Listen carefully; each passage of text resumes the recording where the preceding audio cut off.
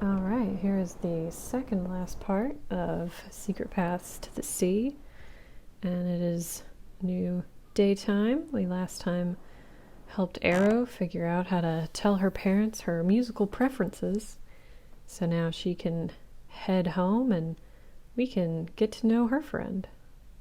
Hi, I'm Ginger. I want to do the right thing, but I'm afraid that if I'm honest, I'm either going to hurt someone's feelings, or I might even lose my friends. I hate this. What am I going to do? Alright, well, that could be a problem. She's a ginger named Ginger. That was a choice they made. People tease me about how much I love to talk. And I do, but it's only because making friends is so fun, and I'm pretty good at it. So of course, I was really psyched that Miss Hayes, my teacher, put Ingrid Collins right next to me on the seating chart. I mean, Ingrid's just so cool. And we started hanging out, because I helped her with her homework and stuff. But now, Ingrid wants me to help her cheat on a test. Alright, by 90s standards, I do have to say Ingrid does look pretty cool. So, I mean, I can't really blame her for wanting to be friends with her, but if she's friends with you, and you know she's friends with you because you help her with her homework, that's an interesting choice. Where's that book? I know I brought it. Hey, Ginger, how's it going? I'm kind of worried about this math test. I just know I didn't study enough for it. Well, lucky for you that you don't even need to study math. I mean, you always know the answers to Miss Hayes' questions. But hey, Ginger, I really didn't study. I mean, you'll let me see your answers, right? It's not that I want to cheat or anything. It's just that if I get a bad grade, my mom's going to be really mad, and then I won't get to go camping next weekend. Oh, now we're late. Come on. It's not that I want to cheat, it's that I need to cheat. But not because of school reasons, because of other reasons. But yeah, I wonder if they wanted to do Secret Paths to the Irish Sea, and so they did a Ginger named Ginger, or if that came after the character. And this scene is a very good example of what I've been saying, where there was no indication that this patch of now we know Clover was something to click on. There was no highlight about it. It just looks like part of the scene, but you gotta check every area, see what the starfish has to say. Don't get left out. Don't leave out one of your stones. Gotta catch them all.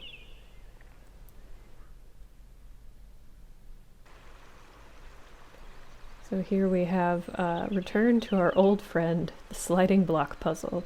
This one went slightly better than last time, but did still take a pretty good amount of time, so I can only apologize for not being better at sliding block puzzles. And this time I'm afraid there is no seal as a reward. There's only a regular stone, no secret creature, so that is a shame. But it's kind of fun that they have all these different, seaside areas, not just the same thing over and over again. We had polar, we had Hawaiian-ish, we had underwater. Now we're somewhere in the British Isles. This is probably my favorite because I'm biased toward the British Isles. It is my favorite place to be.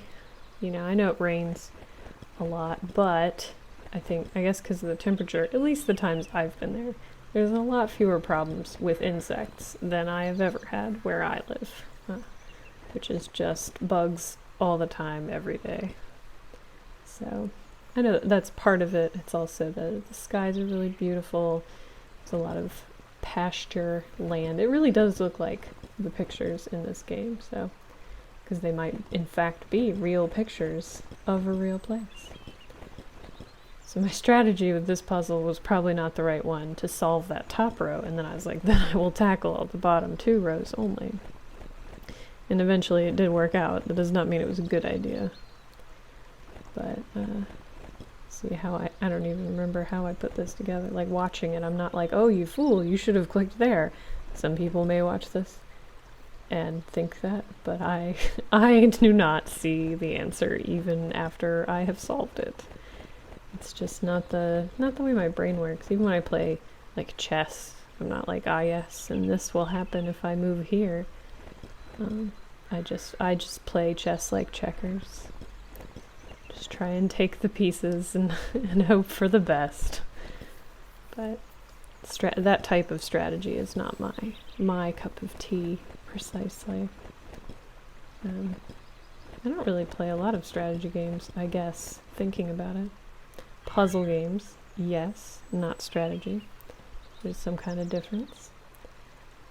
But, you know, as I've gotten older, oh, it's this stone again. There's a lot that solves a lot of problems. That inspiration is there for you no matter what. Just remember, you will age. I guess. Apparently I could have made the sliding block puzzle harder. I now see that clamshell. Glad I didn't do that. Background fairy? Not background fairy. Come on, Ginger. Miss Hayes never looks over here. I won't be obvious. Just keep your arm away from your paper so I can see. I just don't know. I've never done this before. Jeez, I can't believe you. She'll never see us. Come on, let me see your answers. Or you won't have any friends. Come on, Ginger, it's an empty threat. She's just desperate. Caw-caw! Which of these birds caws? Probably this crow. Here you go. No crow. It's pretty sure. Yeah, the crow caws. Ah, I just didn't properly put him down. You know, that's oh, he's brought a slice of folktale. Tomate Baco. Look out. That box is gonna eat you, ma'am. Or make you old. Something like that. It's not a mimic. So this is pretty. I don't know, I guess I was thinking of that staircase in Nicole's path. I was like, oh, do I need to do something with these stones? But no, it's just a pretty river. And that's just here to look nice. But you gotta check.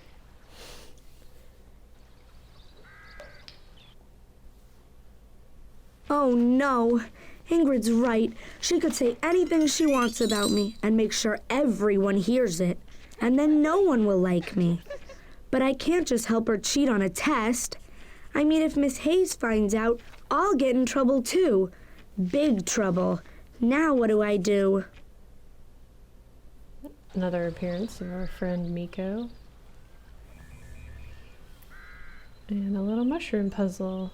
And I don't know what I was thinking when I looked at it. I was like, oh, click on this one. Nope. Oh. It's a pretty easy one. As soon as I really looked at it. Just keep climbing, Ginger. That's all you gotta do. Keep on climbing. Your baggy khaki pants. That wheel almost looked like a story thing, the way the water effect is on it.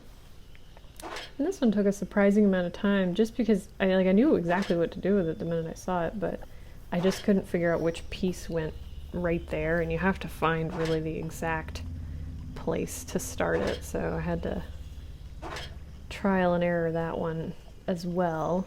Again, maybe there's a tell I'm not seeing for these. I mean, I guess start with the longest piece, which is not what I'm doing, or the piece with the longest support beam, but I did pick that one up. Hey!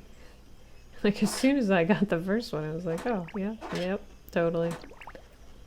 So it's, you know, relatively easy after that, but I'm not sure why this exists. Like, we need to water the path, because it looks like they're trying to keep the water off the path, because they don't want the grass on the path, but that watered the flowers somehow.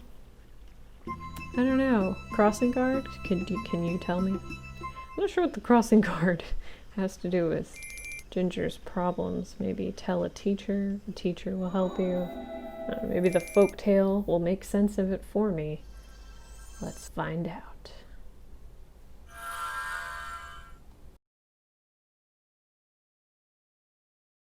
The Sea Turtle's Treasure.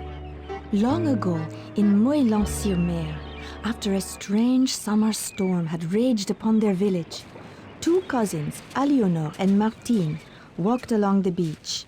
But when Martine bent down to remove wood from a tangled net, she beheld a strange sight. A great sea turtle lay on its back, struggling in the sand. Aliénor, Aliénor, look what I found, Martine exclaimed. Help me, the turtle said weakly. Aliénor and Martine gasped. The creature had spoken. Turn me over.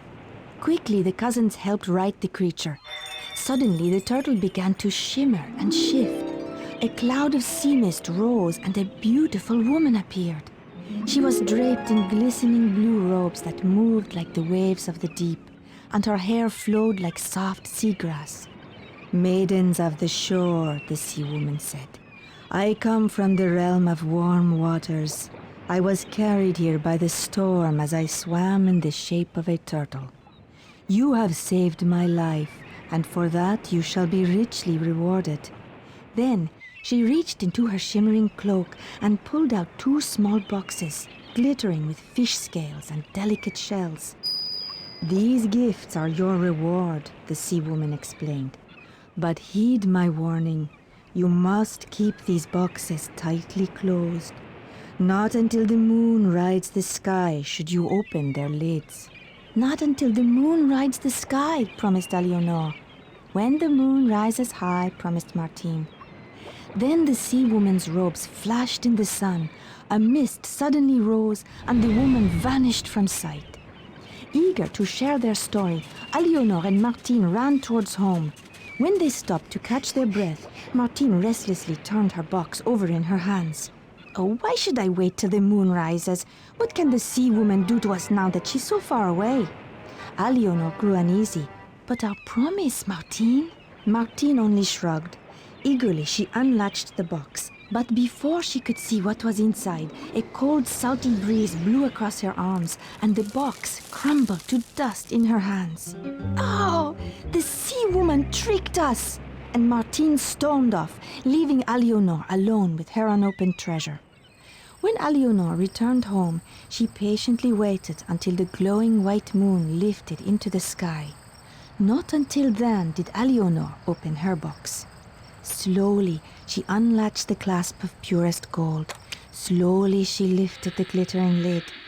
And there, glinting in the moonlight, lay lustrous pearls and gleaming corals, sparkling gems and silver coins.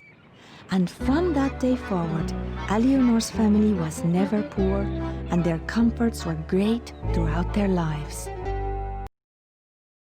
You know, the more I think about it, cheating isn't really about whether or not you get caught. I mean, if I let Ingrid cheat, she won't learn anything.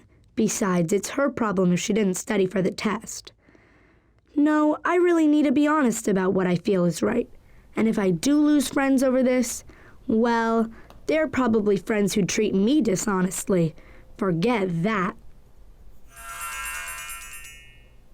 I think I agree with her to an extent, but it's possible that Ingrid would turn people against her not by saying she wouldn't even let me cheat on her test, because that is not a good idea to tell people. Not that Ingrid necessarily knows that, but hopefully she does. But she could say anything, and it's hard to dispel rumors, for sure.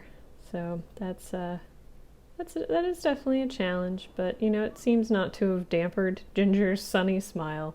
There's something about the combination of her face and posture right there. She is just like zoned out in a happy place. Like she just looks like she is very, very elsewhere in her mind. Like just completely out of it. But that's, you know, maybe that's how she makes friends. She's just happy and dreaming all the time. And, you know, those people are usually pretty nice to hang out with. So, well, good luck with your issues there, Ginger, and we'll have our final part and meet our final friend next time.